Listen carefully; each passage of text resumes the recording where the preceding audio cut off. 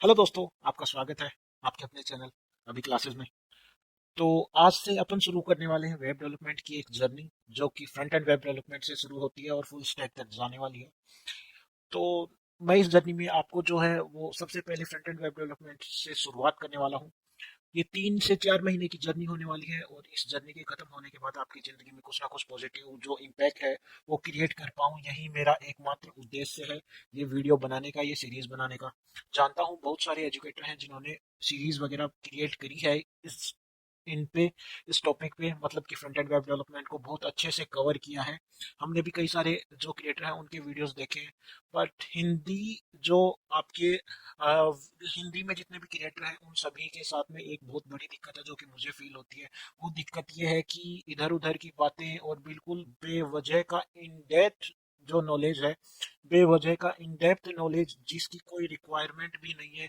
आपको कोई थीसिस नहीं लिखने हैं, आपको पीएचडी वगैरह नहीं करनी है, तो आपको इतना इन डेप्थ नॉलेज की, मतलब एज ए फ्रेशर तो आपको जरूरत बिल्कुल भी नहीं होती है कि आप इतना जो है वो इन डेप्थ नॉलेज लें और आप जो है वो अपना टाइम यूं ही वेस्ट करें। जो पहली जो रिक्वायरमेंट होती है वो आपको भी पता है, जॉब लेना जो है वो पहली एक बेसिकली आपकी जरूरत है आज के यूथ की। उसी के लिए वो वेब डेवलपमेंट सीख रहा है।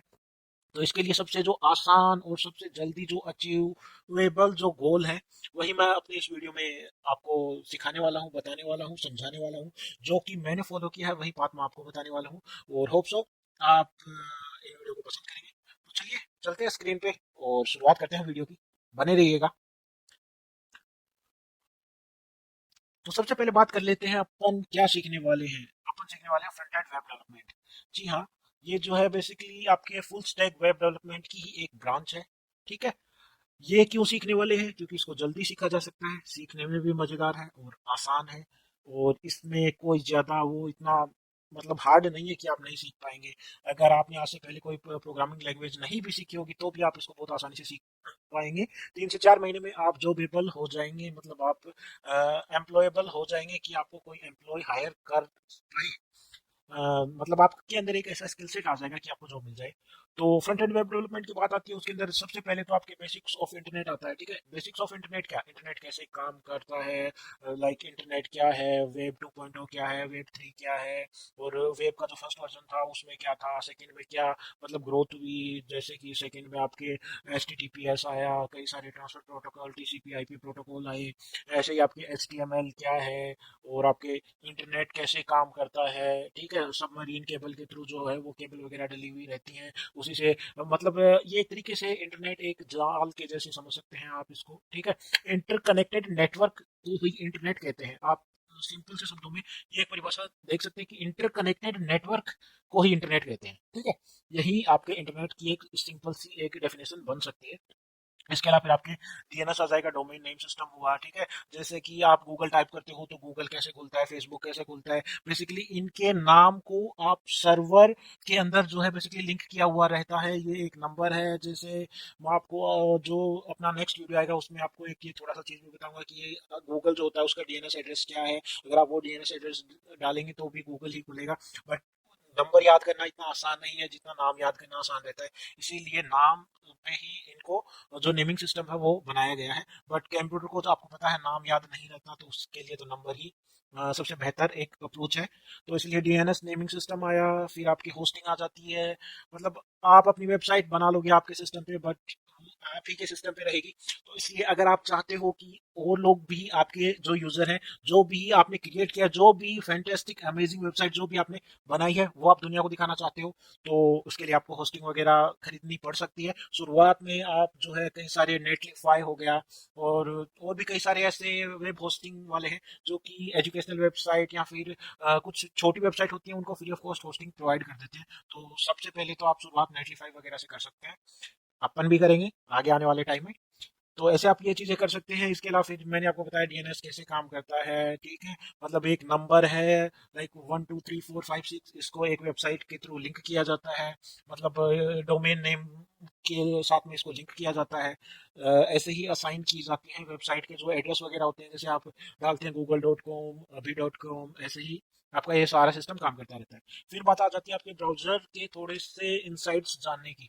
हाँ, ब्राउजर्स के इनसाइड आपको जाना सबसे ज़्यादा ज़रूरी है, क्योंकि बिना ब्राउजर के इनसाइड जाने आप मतलब इस जर्नी में थोड़ा सा कहीं ना कहीं दिक्कत में आ सकते हैं। क्योंकि ब्राउजर्स के अंदर क्या होता है, जैसे मैं आपको बताऊं तो अपन कोई भी वेबसाइट वगैरह खोलते हैं और उसके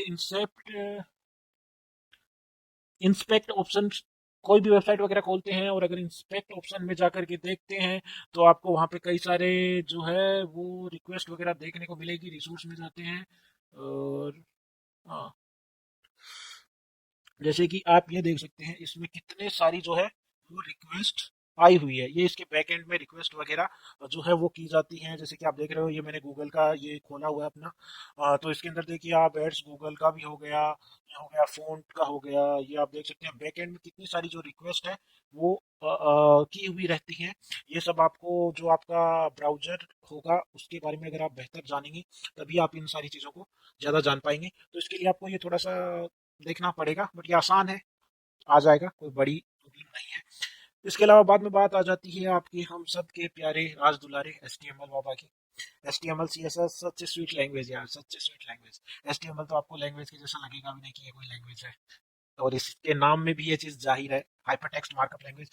ये एक सिंपल सी मार्कअप लैंग्वेज है, आपको बहुत जल्दी आ जाएगी। और बेसिक्स वगैरह सीखेंगे, सिमेंटिक टैग वगैरह क्या होता है, फॉर्म वगैरह क्रिएट करना, उनका वैलिडेशन, एसेसिबिलिटी क्या होती है, एसईओ क्या होता है। एसेसिबिलिटी जैसे कि आपकी वेबसाइट है भाई वो कोई अगर कलर ब्लाइंड पर्सन है तो उसको भी आपकी वेबसाइट अच्छे से मतलब समझ में आनी चाहिए आपका पर्पज क्या है वेबसाइट बनाने का। और इसके अलावा कोई अगर डिसेबल पर्सन है, लाइक हेयरिंग लॉस है, हेयरिंग कम है, तो विजन में कोई किसी की प्रॉब्लम है, तो आपको आपकी वेबसाइट को उस हिसाब से भी एक्सेसिबल बनाना पड़ता है। ये कोई मतलब वो नहीं है कि भाई आपको बनाना ही पड़े, बट इंटरनेट है सभी के लिए है, तो सभी के हिसाब से ही वेबसाइटें क्रिएट की जाती हैं। इसके बाद में CSS आ जाता है अपने वेब पेज का सात सिंगर सुंदर बनाने के लिए। बेसिकली HTML काम में आता है। शुरुआत में अपन जो सीखेंगे वो एक बेसिक सा लेआउट वगैरह क्रिएट करना ही सीखेंगे, फिर इसके अंदर अपन रिस्पॉन्सिव डिजाइन वगैरह क्रिएट करना सीखेंगे। आजकल तो ऑलमोस्ट सभी वेबसाइटें मोबाइल से ही सर्व की जाती हैं, बट पहले के टाइम में लैपटॉप पे अलग वेबसाइटें सर्व की जाती थी और मोबाइल पे अलग की जाती थी। तो पहले के समय में क्या होता था, मोबाइल के लिए अलग वेबसाइट क्रिएट करनी पड़ती थी और लैपटॉप के लिए अलग क्रिएट करना पड़ता था। मतलब कई सारे आपने, अगर आप थोड़े से पहले के टाइम में जब 2G नेट हुआ करता था उस टाइम पे होंगे तो आपको ये चीज़ें रिलेट कर पा रहे होंगे कि आप किसी भी वेबसाइट का नाम के आगे अगर एम लगा करके कोई भी वेबसाइट वगैरह खोलते थे, लाइक mfacebook.com, तो आपको फेसबुक का जो मोबाइल वर्जन है वो देखने को मिलता था। बट आजकल ऐसा नहीं है। आजकल सारी वेबसाइटें रिस्पॉन्सिव बना दी गई हैं और एक ही वेबसाइट को ही इतना रिस्पॉन्सिवली जो है वो मॉडिफाइड कर दिया जाता है कि वो आपके मोबाइल पे भी परफेक्टली रन होती है और आपके लैपटॉप में भी रन हो जाती है।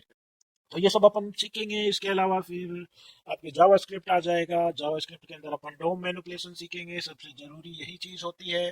ठीक है, आप मतलब बेसिकली कुछ भी नहीं करते जावास्क्रिप्ट में, आपकी जो वेबसाइट है उसी के अंदर कुछ उसके ये मान लो मैकेनिज्म ऐसा कुछ डाल देते हैं, मतलब जादू करने वाली बात हो जाती है कि आपकी वेबसाइट का जो बैकएंड है वो काम करने लग जाता है। बैकएंड इन द सेंस उसके अंदर फंक्शनैलिटी जो है वो आपके इसी के थ्रू आती है।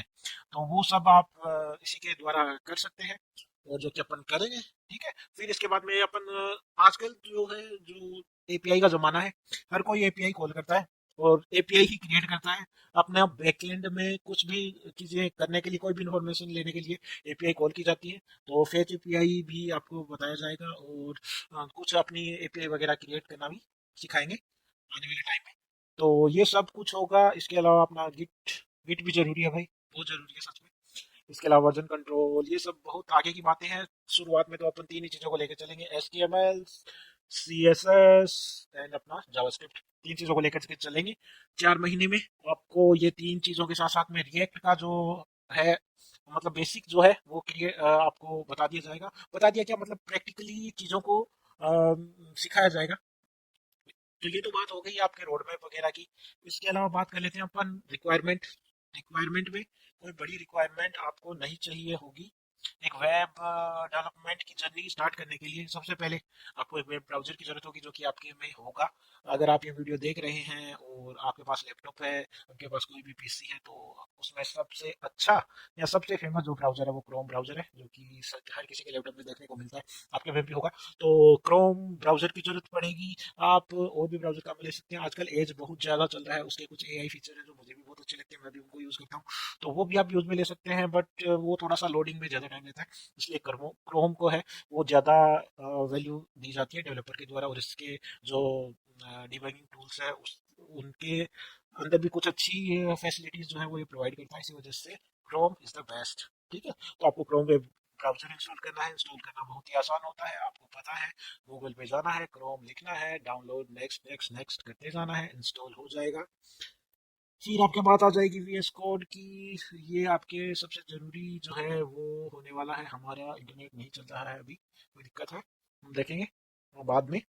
तो बस यही है, विजुअल स्टूडियो कोड इंस्टॉल करना है, और इंस्टॉल करने के बाद में आपको नेक्स्ट नेक्स्ट नेक्स्ट करना है। 64 बिट में, 32 बिट में, जो भी आपका सिस्टम हो उस हिसाब से आपको करना है।